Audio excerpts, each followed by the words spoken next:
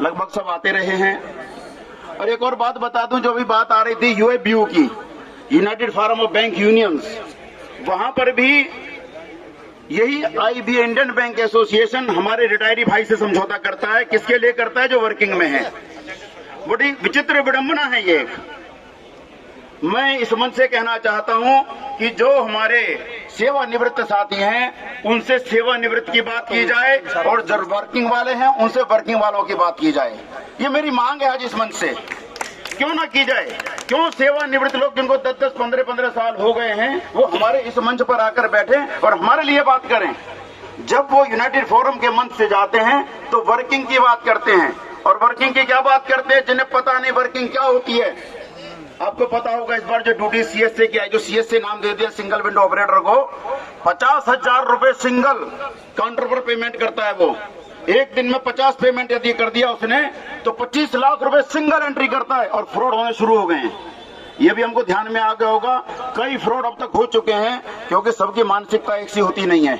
इसलिए मैं चाहता हूं कि ये मंच सब मेरे सेवानिवृत्त भाइयों का हो, और एक साल बाद मैं भी इस मंच पर आकर के बैठूं और अपने सेवानिवृत्त भाइयों के लिए भरपूर लड़ाई लड़ना है। ये जो लड़ाई आप लड़ रहे हैं आपकी अकेले की नहीं है।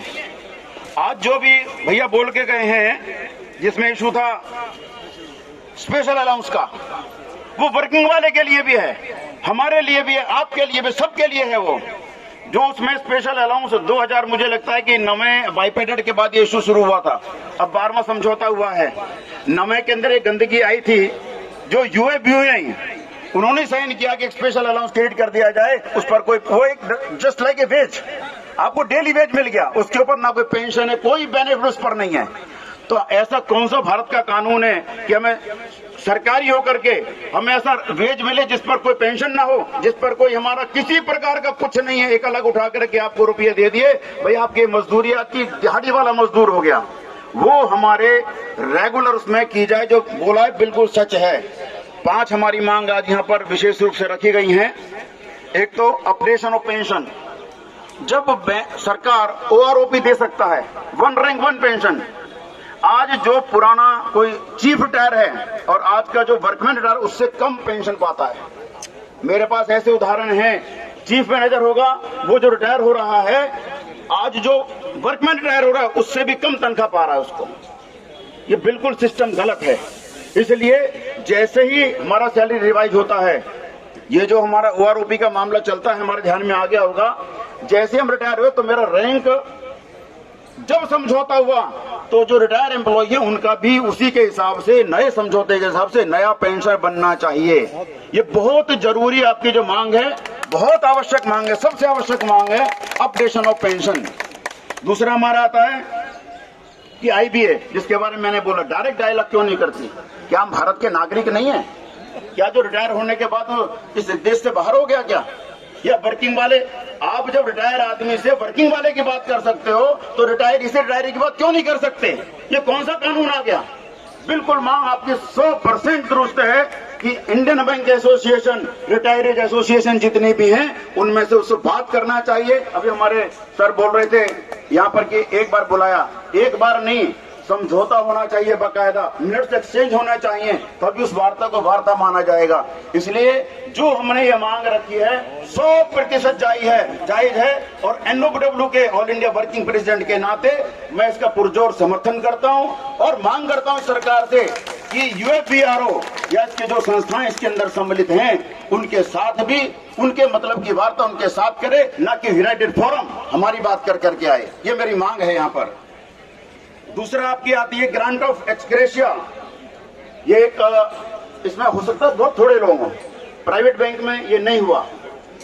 ये अभी एक्सग्रेशिया का जो मामला है यूएफबीयू थ्रू हो गया, लेकिन बहुत कम अभी साथी उसमें भी हैं जो प्राइवेट बैंक के अंदर है, जिन पर समझौता लागू नहीं होता है, उनको भी मिलना चाहिए। दूसरा मेडिकल इंश्योरेंस, अभी जानकारी में होगा ही सबके, एक नया समझौता जो भी हुआ है मेडिकल इंश्योरेंस का, इसमें मैं जरूर बधाई देता हूं इंडियन बैंक एसोसिएशन और सरकार को कि उसने जो हमारा लगभग आधे से भी कम हो जाएगा, वो एक मेडिकल इंश्योरेंस का जो काम किया है आईबीए ने, वो वाकई काबिल तारीफ है। लेकिन जीएसटी और हटा दे, क्योंकि ये कोई हमारा परचेज नहीं कर रहे। हम अपनी जो सरकार का जिम्मेदारी है हमारी हेल्थ को ठीक रखना, शिक्षा, स्वास्थ्य, ये सरकार की भी जिम्मेदारी हर व्यक्ति की ठीक रहे, इसलिए उसमें से जीएसटी को हटाना चाहिए।